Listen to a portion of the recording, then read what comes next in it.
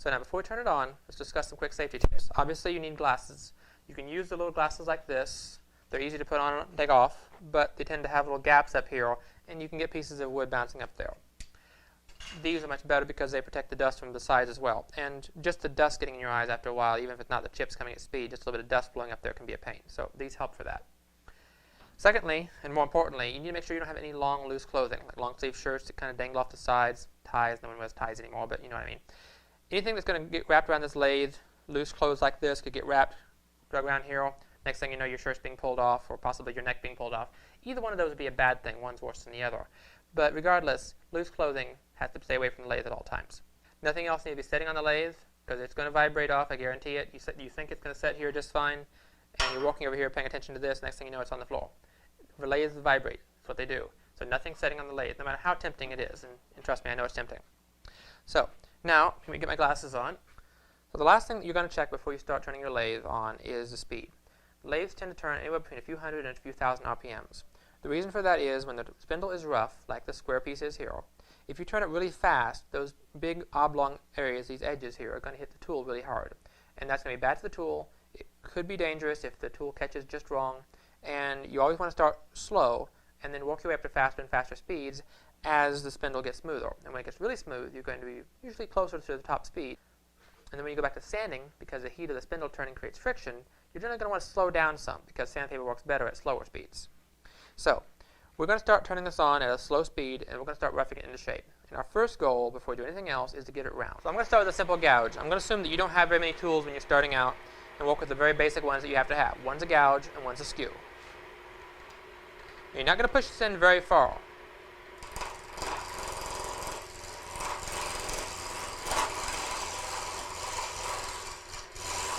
I usually work my ends down first because I don't want them to send chips out later as I get down deep in the middle. So I usually come to the end and just angle it down to where it's round on both ends before I start down in the middle. Now as I work the middle out, that's going to be safer. So now that we've got the ends cornered down, we're going to start cutting down our main stock. Now you can see my thumb is on top of the chisel. I'm not pushing the chisel into the material yet. My right finger is up here in the track. So it can slide back and forth very easily and give me a very straight line as I cut with the chisel. And I'm going to very slowly inch it forward. I've got a good hold on it with my left hand. And I'm just going to start cutting a little bit and not try to go down too deep in one spot. Rather just get the whole thing cut. I push in a little bit and then push back the other direction.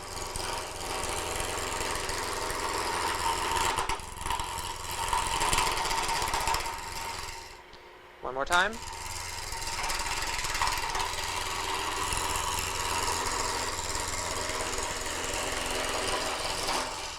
Now I'm going to turn the speed up a little bit.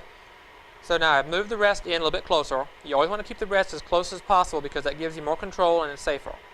And I've turned the speed up a little bit because it's a little bit more round and I can run a little faster. Faster is always a better cut if it's safe enough.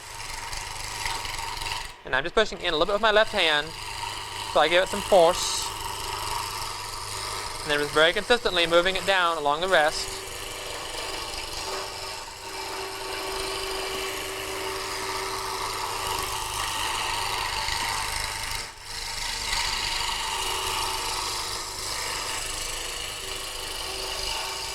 Now we need to stop with the spindle and see what it looks like and see how close it's getting to round. Okay, it's mostly round. We have two little flat sides here that aren't completely round. One little one here, so it's a little bit off center when we put it on there. So I'm just going to work a little bit longer until this flat line disappears and it's all round.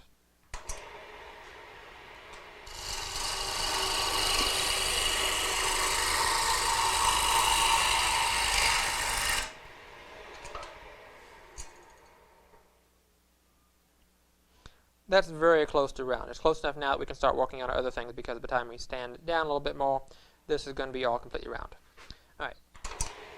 So now I'm going to show you how to make a cove up close. So pick a spot that you want to have a cove. Let's say you want to mark it. You can use a pencil very easily. And just use a pencil like a lathe tool. Once it's round, you can safely do that. And you can measure this if you want to. Put yourself some lines on here. So this is going to be the edges of your coves and of your beads. So we're going to start here and make a bead first.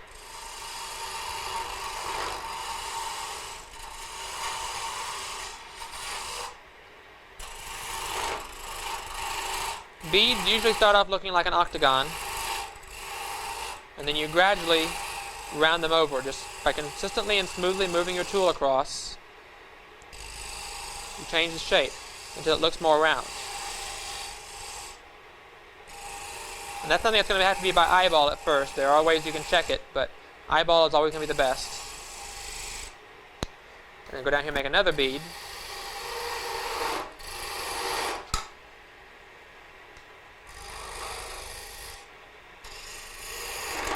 So you notice sometimes just pushing the skew in directly makes it chatter like that. It's called chattering, and it's not usually a good thing. What it means is that rather than cutting the wood, it's ripping out little chunks of it and bouncing along on the rough edges left by that. So it's sometimes easier if you start up a little higher with your point and kind of push your way in the side, like this. Notice it stopped chattering. That's because the little point here cut underneath the edge of those rough spots and made it smooth again. So a lot of times you cut with the point of a skew rather than just the face of it.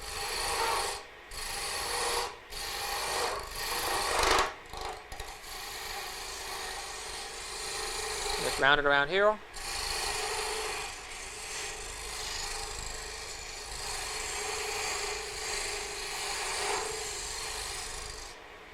Now you can also use a skew on its edge, up like this. But we'll get to that in another lesson.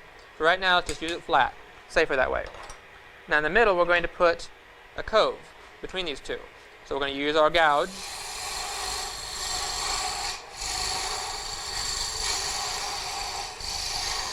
And for this, I usually just hold it as a pivot in one spot by clamping my finger together right in the middle of that line, and then slowly picking up the angle, pushing in, and then rotating to one side, and then back to the other.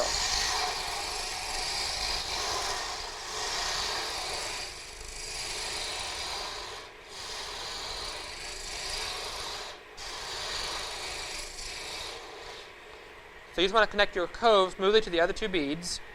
And it looks to me like this was a little bit higher on the one side, so I'm going to take a little bit more out of this pocket right there. And then I'm going to take the skew, and I'm going to hold up here and round down the edge left by the gouge. I have to be careful with this because the point of the skew can mess up your nice smooth round spot in the middle if you're not careful.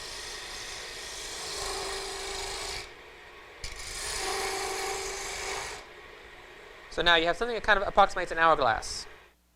So that's a simple bead and cove combination. You can do just bead, just coves, whatever.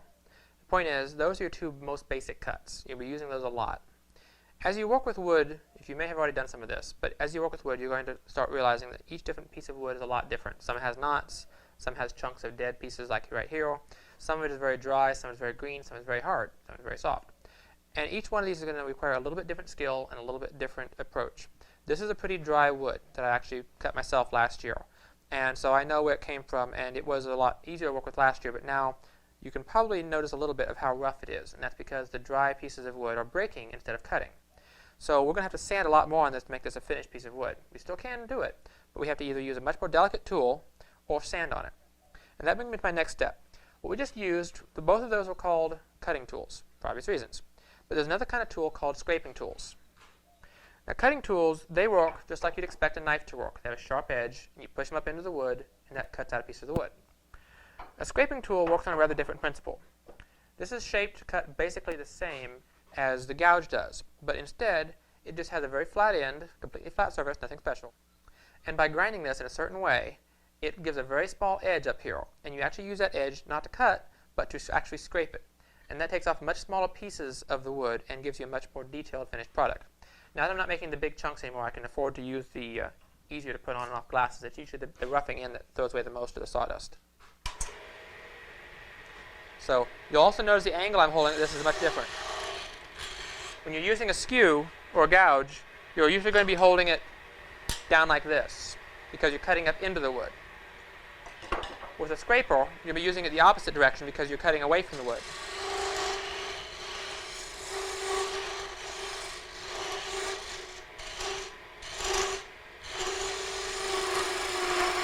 So we're just going to drag this along the surface. Essentially the same method, but just a different angle.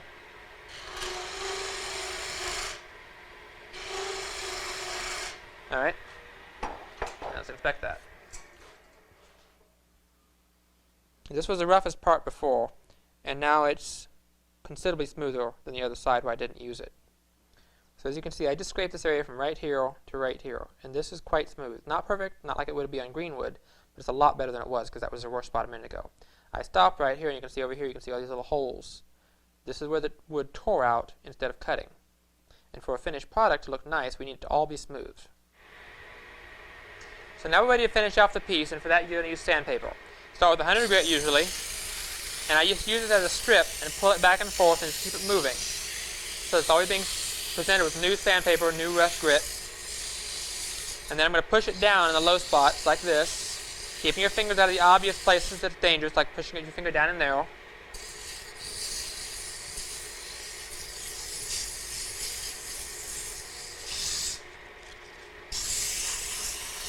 You can hold it around in a corner like this, and that helps a lot to make a round, because this tends towards a round shape. And so if you do this over here, it's going to round it for you, whether it's completely round or not. And it's back and forth over here, and you're watching the lines. We'll cover sanding a little bit more later, but you're watching the lines for when you don't see really rough lines anymore, and then you move to the next grit. That was 100. I'm going to go to 150 real quick.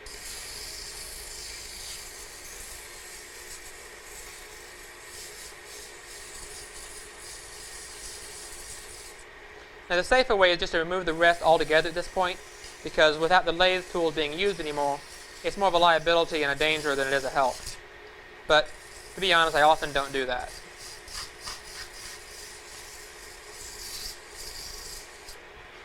$150, now $220. And this is not the only use I'm going to get out of these pieces too. I'm going to be able to use them for several more turnings.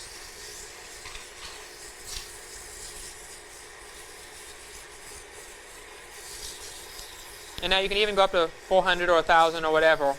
You can use steel wool, but I don't really like using steel wool because as often as not the little fibers get caught up in the wood as I'm turning it, and then I have to pull steel fibers out of my wood, and it's not any better than just sanding it a little finer myself. So now you can see how much smoother this got. So this is that same spot you looked at a minute ago, and you can see after a brief amount of sanding, you can see this is basically completely smooth right through there. There's a few little spots here, and a little bit of roughness up here because frankly I was in a hurry and wasn't really caring how good a job I did. But we got a lot smoother, and this is how we go about getting it completely smooth and perfect if we wanted to. So that's your basic turning and finishing, and now we would cut this out of here with the process I'll show you in the next video, and then finish it with varnish or whatever if we were going to actually make something that we wanted to look like this thing. We really don't. But that's how we go about it.